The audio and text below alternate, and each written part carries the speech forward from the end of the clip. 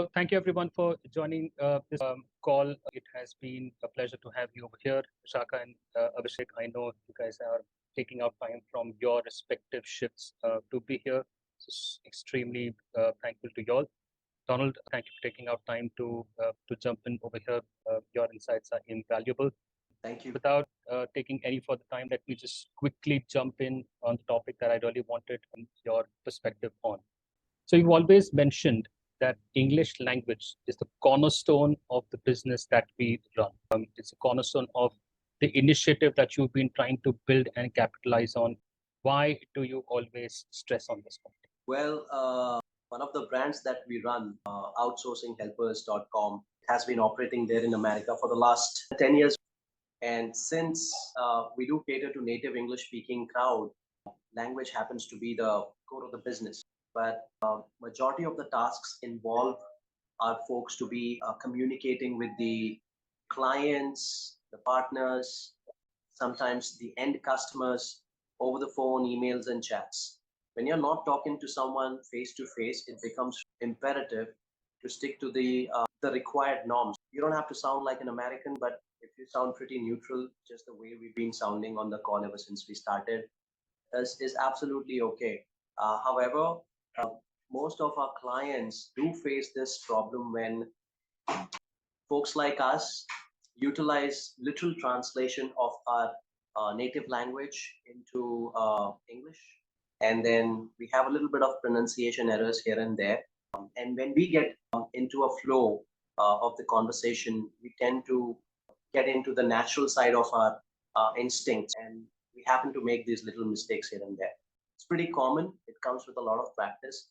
And the clients and the end customers, they're not ready for it. It's not their job to correct us on the calls. They would simply judge us. Why would they want to spend so much time trying to understand us over the call or email? It would have been so much better if we could have communicated just the way they wanted, just the way they are used to. So this is one of the aspects that we need to stick to, and we are always looking out in the candidates when we try to recruit them. At the same time, we try to equip our existing team members with these kind of qualities where they get sensitized on the language parameters specifically. So yes, this is one of the reasons why we insist so much on the language. Again, it's a very personal preference of any individual whether to go with American way of speaking or stick to the way we speak here in India. So we cannot force people to adopt American way of speaking. It's purely personal. We are absolutely all right, and we have demonstrated this way of speaking in front of our American clients, and they were pretty okay. They always welcome this way of speaking as well. So this is exactly what we're looking out for. Hope this answered your question. Oh, it did. It did. And I can second what Donald just mentioned in terms of the clients being appreciative of the way we speak. One of the pitches that we typically give during our new client presentations is me communicating with them along with Donald. And if they ever have this question that how will your people sound?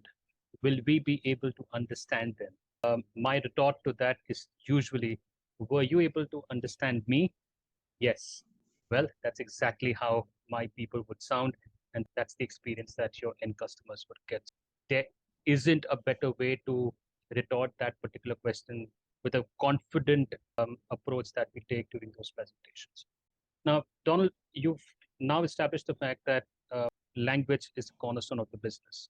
The other aspect that I wanted to understand before I come to the challenges that you face when you try to hire people as well, taking a step back, there will be instances where people probably do not want to get hired with us, but are also looking at opportunities or services where they are able to get some help in practicing and polishing the way they sound so that they can excel at what they currently do. I'm aware of a particular business that you run in this area, and if you can shed some light on that model, it would be extremely helpful. Absolutely. So why did we start doing this? I'll go back to the times when we've been struggling finding the appropriate candidates for the roles that we have. majorly the communication-based roles, verbal and written communication. Okay. When we floated jobs online, we started getting calls, many calls every day. However, out of every 50 people that we would speak to, we would come across just one or two candidates that would be closer to our expectations when it comes to language. And these happen to be the folks who grew up watching or consuming English content online avidly. You could tell when they talk, they would have those language nuances which were inclined towards either American or British way. However, they didn't have that typical American twang to their tongue, but the phrases and the sentences and the pronunciations were definitely inclined towards either American or British. This is exactly what we always look for in a candidate. Like I said, out of 50, we would just have two or three people coming to us like that. So it struck to my mind that why not coach these other people who are aspiring to be working with us? And then if they get through the training, they focus and learn the aspects of the language, and then they get eligible to be working with us, and that's when we employ them. But it was really, really difficult to convey this idea to folks because people who are looking out for jobs, they would want jobs, and it's very hard to convince mind. And in fact, it took me a lot of time to understand this fact that, hey, we are trying to deliver these trainings for free to people, and why are people not going for it? They simply want to get jobs with their current levels of skill sets, which is not going to happen.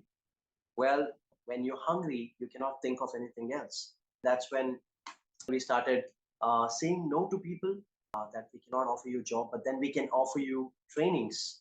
And a very few people started agreeing to this, and they started showing up for these training sessions that we would conduct on language. And it took us 2 to 3 years to bring it to a business level where we started charging people. Now we tell people that we charge you for practicing speaking with us. We don't charge you for teaching you grammar and pronunciation, but these things are going to be covered in the sessions. Generally, people do not have someone knowledgeable who they could practice with. Otherwise, there are a lot of platforms online where you could go and blabber. Nobody is going to be correct. Nobody is going to be correcting you. Correct. Because Agreed. probably they are not eligible or they do not know where you're going wrong.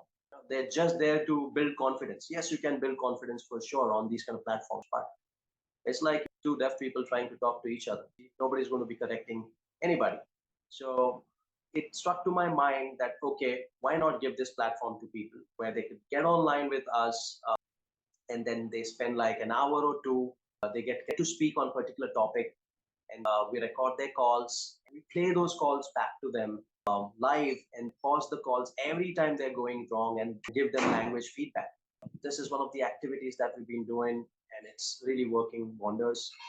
Plus, helping them to develop their listening skills, which is very, very important. People often underestimate listening skills. So we play these set of animated videos where we ask people to just grab a few lines from those videos, listen to the same thing over and over again, and try and grab a few lines and try and replicate those on video calls with us.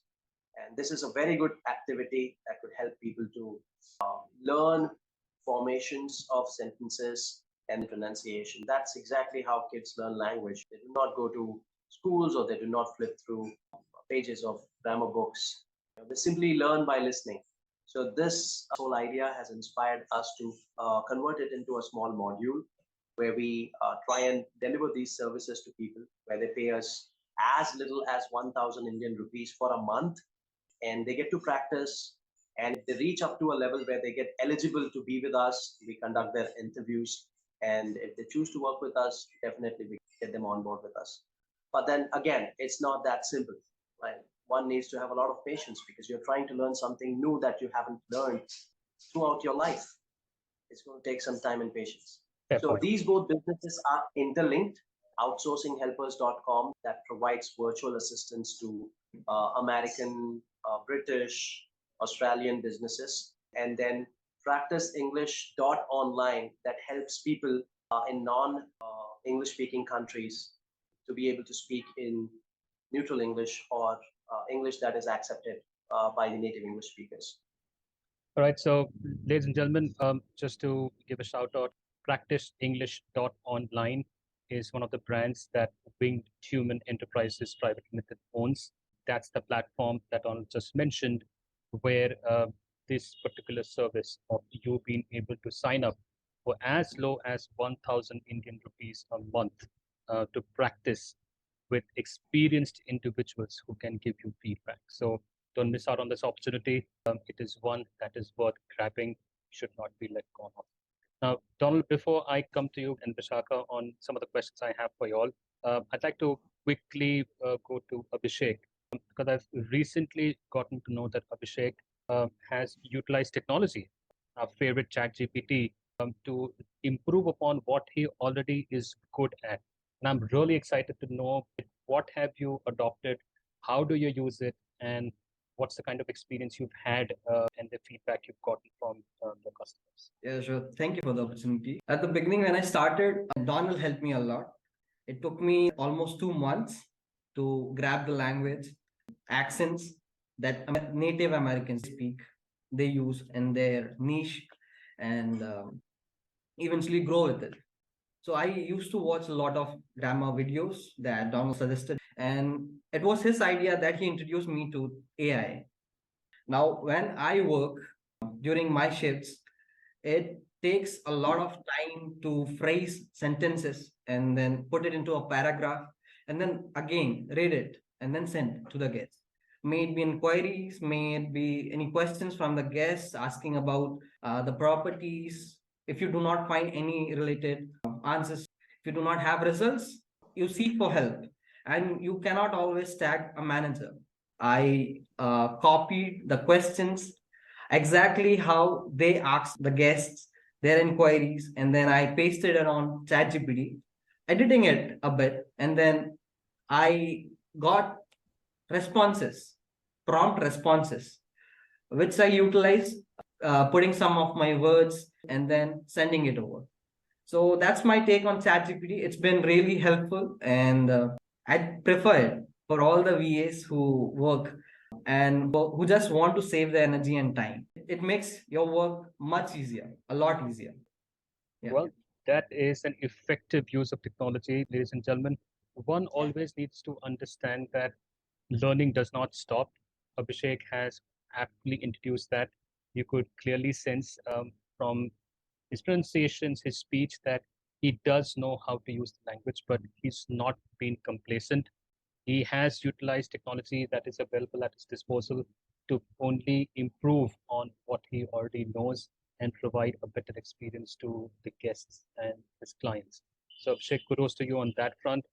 And Donald, now I'll quickly circle back to you for a quick question. When you spoke about Practice English.online, that when you were trying to recruit people for the outsourcing helpers brand, the success rate was as low as 4% when we're talking about 3 to 4 people in 50 people that you would interview. What is the cascading effect that comes into picture when you are not able to find the right talent? And does it become a bottleneck for you to deal with your clients because the wait times can be very high? And was that also one of the reasons, or was it also one of your motivations to launch the practiceenglish.online brand? Yeah, absolutely. We market ourselves as virtual assistants for particular businesses. Let me give you a quick example. We rank number one on Google, at least on the organic searches. When people type these keywords, like if a business owner who's into short-term rentals business or a host who's into short-term rentals business is trying to find a virtual assistants. Nowadays, it's pretty common. People would want to delegate certain parts of their operations to someone like us. So they would want to go online and they would either give a voice command or put these keywords on Google search bar that would say virtual assistants for short-term rentals or virtual assistants for vacation rentals business. We would rank on the page one, and then we would compete with those sponsored ads. And a lot of times we would stand number one on the organic searches. That's how people land up on our website and they read the whole thing. And when they watch our videos, now they know that we are experienced and they would want this assistance. They would want someone to take over tasks from them immediately. And they always have this question that, okay, am I going to be left alone with the VA? Right? Where that's not the case. We do deploy a whole team, a whole management team that would be along with the VA throughout, that could take over things when the VA is not able to. And at the same time, the clients get excited and they say, all right, I want to start in just maybe 10 days and 15 days. And now we have that time available to either scout for a candidate or to find the candidate within our company. A lot of times, most of the people that are working within the company are engaged somewhere or the other.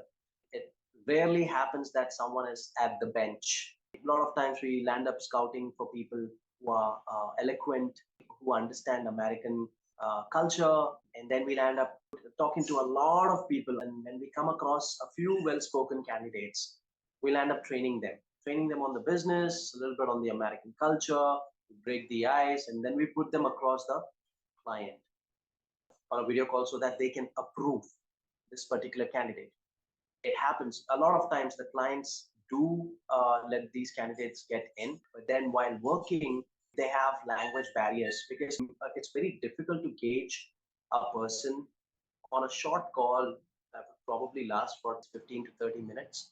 And if you have to gauge a candidate, you probably would land up spending 1 to 2 hours with them, knowing their mentality and then knowing all the positive aspects of their language and how would they deal with a critical situation.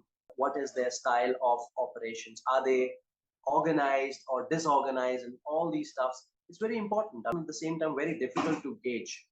And we as a company are responsible to filter the candidates on the basis of all these parameters.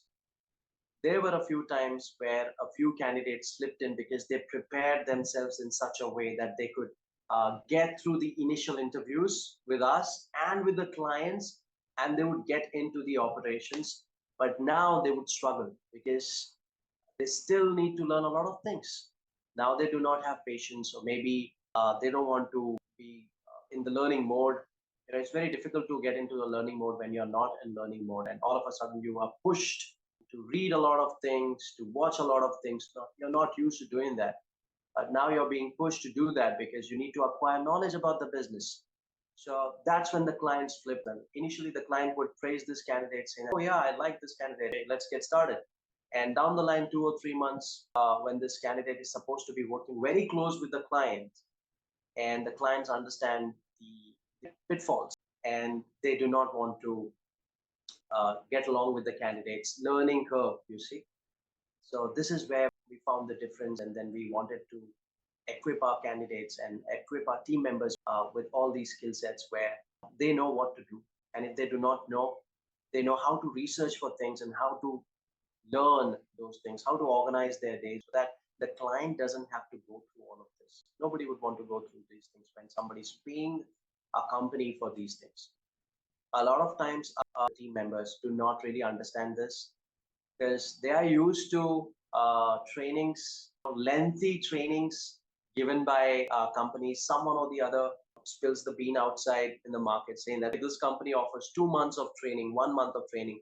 Well, that's not the case with us. We really move very fast, and we want people to be learning things fast. And this business is pretty easy. It's just that you need to be focused enough to grab the points from the articles that we share with you and from the videos that we share with you. These could be boring, but then again, for someone who likes to go over the information for the sake of winning the credibilities with the management, yes, they would do it anyway. All right. I hope I answered your question. I know it's a pretty lengthy one, but then I hope I answered the question. Oh, absolutely did.